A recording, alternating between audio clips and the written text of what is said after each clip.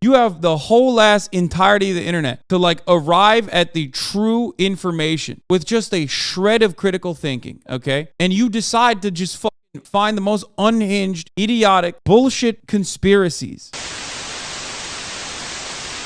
Right, let's talk about this litter box story because it's fucking insane. You know, anti-trans rhetoric is oftentimes incredibly violent. There's a new study that came out, I think, that showed that anti-trans homicides have 4x'd over the last couple of years. Not surprising when you consider that the government, both at the state level and even sometimes at the federal level, is attacking trans people, denying trans existence, trying to criminalize HRT. Now, of course, on top of that, you have funny moments like this one. You have funny moments like Joe Rogan openly admitting to watching, futa or trans porn, where, trans women are having sex with cis women. And then you have this moment, which is, something that we're going to joke about a little bit, but also it's kind of devastating at the same time because people want to hate on trans people. Futa isn't trans porn. Shaking my head. Sorry. Not futa. I meant trans porn. Futa is fetishistic and specifically is about women with cocks as large as their own torsos. Not a Japanese word for trans. Pepe. W. Okay. None of you are seeing the gates of heaven. Okay. Let me just start off by explaining something to you. The fact that you know how different these things are means you're going to hell. Okay. Not because you're trans or not because of anything else. Just what is wrong with you? How about you put down the hentai and pick up another book, the Quran? Okay? Sick and tired of you motherfuckers, dude. Holy shit. Everybody chimed in. They're like writing essays. They're writing theses in the fucking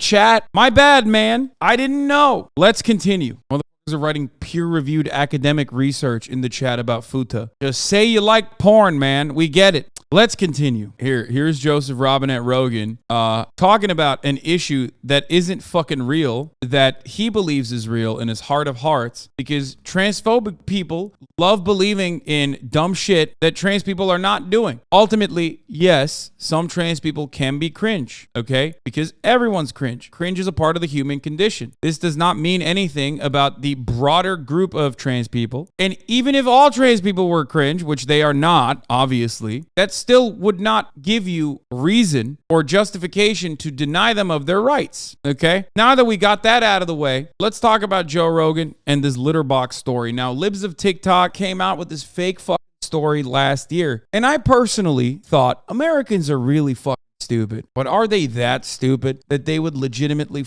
believe that, there are litter boxes for schools for kids who identify as furries? No way. Turns out Americans are that fucking stupid. Let's take a look at Joe Rogan and what he had to say. There's kids. Ready for this? My friend, his wife, is a school teacher, and she buddy of mine coming in hot, coming in clutch. Joe Rogan, befriender of all, big buddy guy, friend of mine. Get ready for a friend of mine's story. Works at a school that had to install a litter box in the girls' room because there is a girl who's a furry who identifies as an animal, and her mother badgered. There was a time and place where we used to make fun of fucking idiots like this. Why is it now that like the most unhinged you get, the more unhinged you get, the more believable you are? What happened? This is quite literally an email chain for all the boomers in the fucking chat. This is like email chain stories that these guys are basically repeating on independent media now. Like, what the fuck?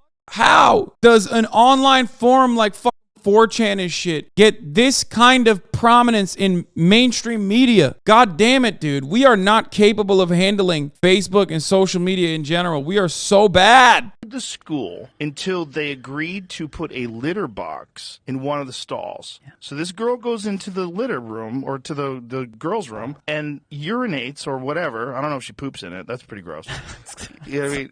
That's crazy. How is this how are people saying this is a real story? I want to fucking kiss myself, okay? I want to kiss myself when I see motherfuckers with this level of prominence, with this level of influence, repeating such fucking stupid, idiotic, completely false bullshit fucking stories. Oh my God. Like, if you could teach your cat, by the way, here's the thing. If you could teach your cat to use the toilet, you would. Mm-hmm. Okay? Yeah. Like, you don't want a box of piss in your house. It's the worst. I've had cats my whole life. It's the worst thing about having cats. You got to clean that box of piss every day. Yeah.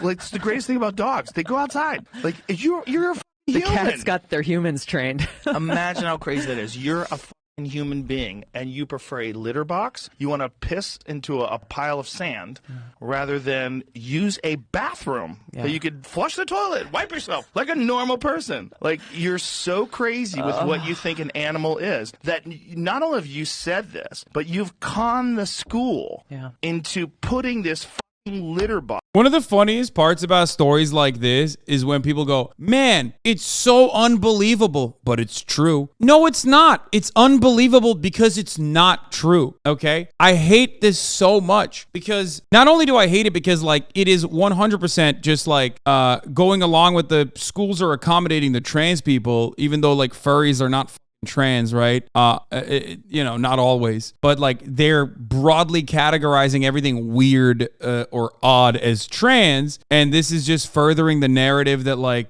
these level of accommodations are happening and it's changing society and it's really up, right? That in and of itself is like terrifying and horrible, and it's happening when a sea of like anti-trans legislation is passing through state legislatures, right? But it's also indicative of a darker reality on top of that, which is that people will believe anything now, as long as it's about your perceived enemies, as long as it's about a group of individuals that you have declared to be like the villain of society. You can get away with saying whatever the you want, no matter how unhinged it is. Like, no one wants to exercise a little bit, just a shred of skepticism when something doesn't smell right, because you've broken your brain to a degree where you legitimately are just like, nah, it's probably true because that's how crazy trans people are. Like, no, man, trans students don't want that level of accommodation. They just want to exist, okay? They just want to exist without being bullied. They want to exist without being hate crime. They just want to exist. That's it. And that's too much. That's too much for so many fucking people, so they try to like figure out a way where they can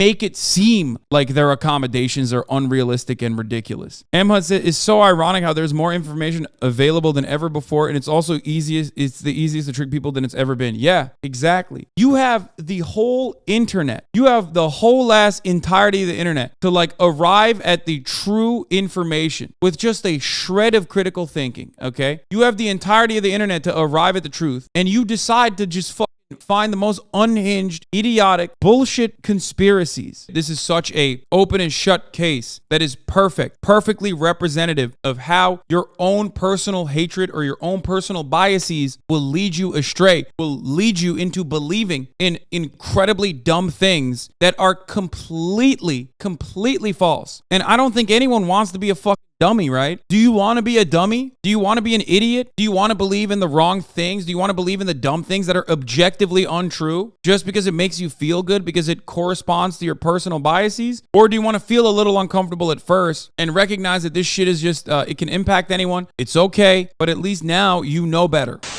Hello, Hasan.